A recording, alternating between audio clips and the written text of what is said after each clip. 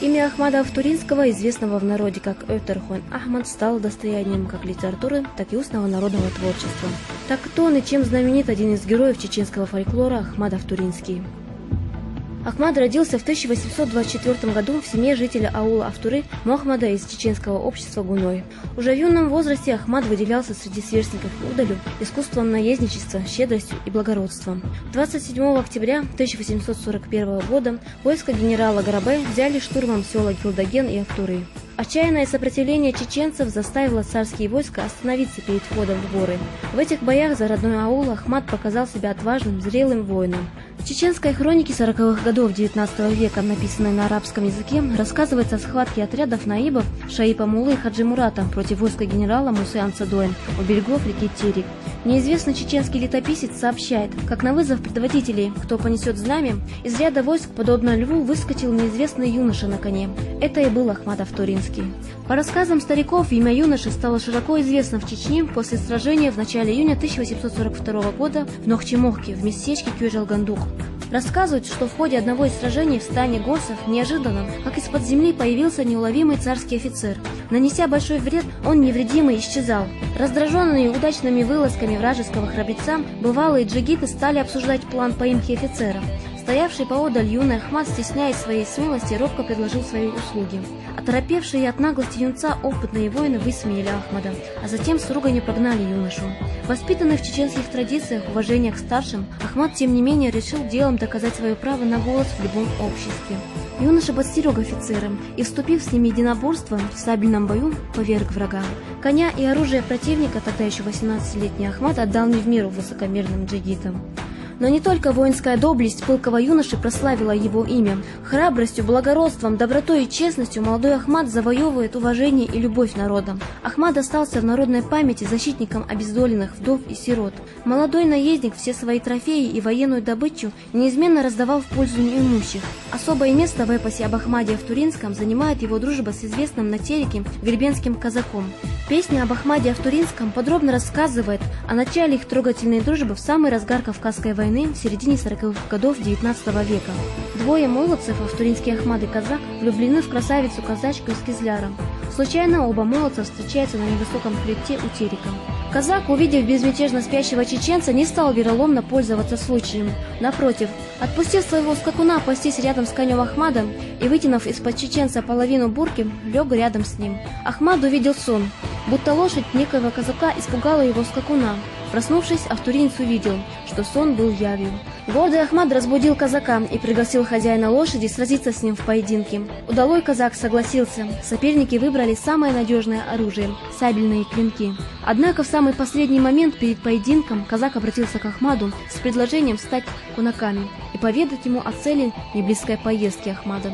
После этой просьбы Ахмад рассказал казаку, что он собирается жениться на полюбившейся ему кизлярке. Казак, несмотря на то, что эта девушка нравилась ему, пожертвовал своей любовью ради святой дружбы и поехал с Ахмадом сватать прекрасную жительницу Кизляра. Казак сосватал ее и со словами доброго напутствия, любви и мира проводил молодую пару домой. Принявшую веру мужа, прекрасную кизлярку, родственники Ахмада называли Гызларха.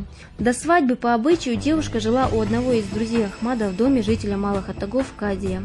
На свадьбу друга гребенский казак пригнал из затеречной степи 40 жеребцов. Вместе с другими друзьями Ахмада казак сопровождал и невесту в свадебном экскорте от Малых Оттогов до Автуров. На свадьбу с поздравлениями приезжал и имам Шамиль. В честь своего друга казака Саньки Ахмад нарек своего сына именем Сату. У Ахмада были также 4 дочери. В доме Ахмада жил его друг и беглый русский солдат Кузьма, ушедший из солдатской неволи. Рассказывают, что в селе Автуры до сих пор живут чеченцы, потомки беглого солдата Кузьмы.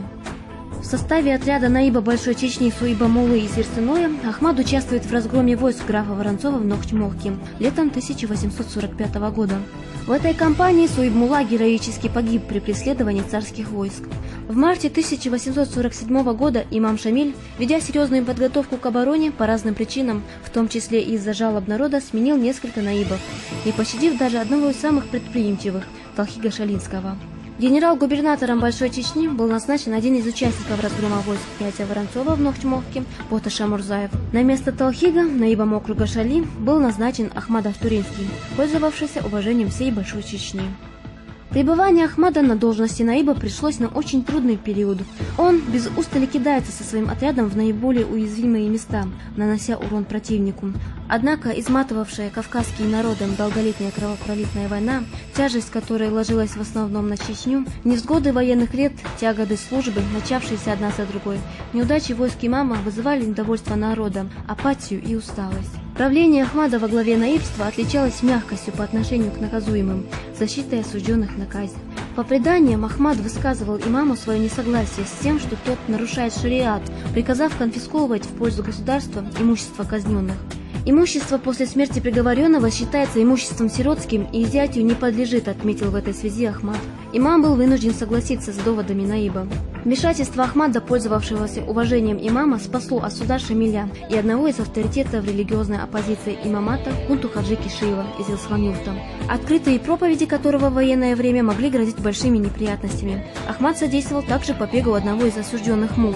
Очень сильно на молодого Ахмада повлиял случай, когда в перестрелке были убиты 6 перебежчиков из аула Устар-Гордой. Ахмаду была объявлена кровная месть. Хотя наиб приказал открыть огонь лишь после того, как перебежчики убили одного из всадников и отказались вернуться в село при условии прощения убийства. Кровь убитых причиняла непрерывное страдание молодому наибу, мучившемуся сомнением, справедливо ли он поступил, отдав приказ стрелять. Последовавший вскоре затем открытый отказ Ахмада казнить 7 осужденных привел к тому, что Ахмад добровольно сложил в себе обязанности наиба в 1849 году. Талхик, назначенный наибом вместо Ахмада, совершил эту же смертную казнь. 17 сентября 1852 года имам Шамиль двинулся с войском на крепость Грозную. Этим походом он хотел поднять в Чечне свой пошатнувшийся из-за военных неудач авторитет, принудить царские командования к оборонительной тактике и увести аулы мирных чеченцев из-под крепости в Имамат. Однако замыслы Шамиля были раскрыты, и его отряд попал в засаду. Обступаемый со всех сторон, он вынужден был пробиваться, неся потери в людях. В этом нападении на Грозную участвовал и Ахмад. На переправе через Сонжу, когда наездники находились в середине брода, по ним открыли перекрестный огонь. Приказав друзьям отступать, Ахмад сам стал отстреливаться и прокладывать себе дорогу шашкой, а Втуринец получил тяжелое ранение в ногу.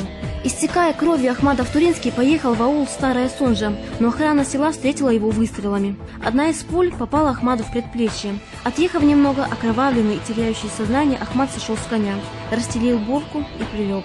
Своего любимого коня отпустил. Стрелявший в Ахмада охранник сообщил кровникам Ахмада, переселившимся в Старую Сонжу, о местонахождении их обидчика.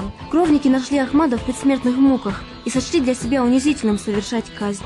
Они соорудили носилки, подняли носилки с Ахмадом на плечи и понесли в аул.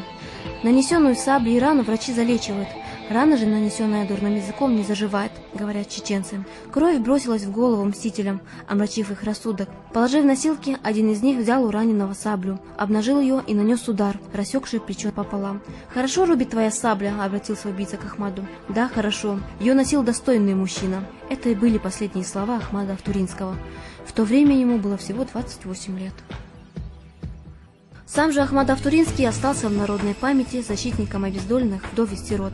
Он остался в памяти народа как образец благородства и неимоверного мужества и отваги, как яркий образец чеченского кодекса чести Нохчелла, свода моральных, нравственных и этических норм жизни чеченца. Народ чтит память своего героя и любит его за мужество и отвагу, за честь и доброту, за твердость слова и чистоту поступков, за верность мужской дружбе, которой Ахмад Автуринский дорожил больше жизни.